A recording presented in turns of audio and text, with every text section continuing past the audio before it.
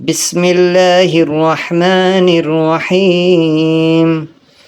آمن الرسول بما أنزل إليه من ربه والمؤمنون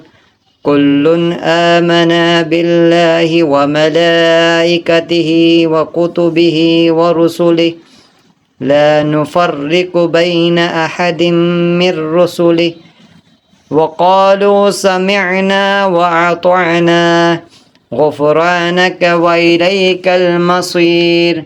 لا يكلف الله نفسا إلا وسعها لها ما كسبت وعليها ما اكتسبت ربنا لا تؤاخذنا إن نسينا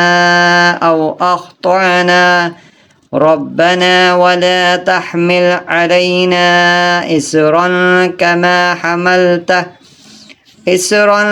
كما حملته على الذين من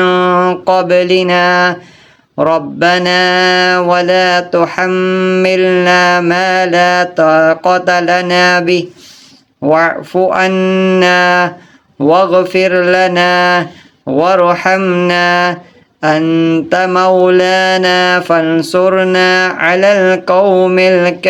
الكافرين صدق الله العظيم.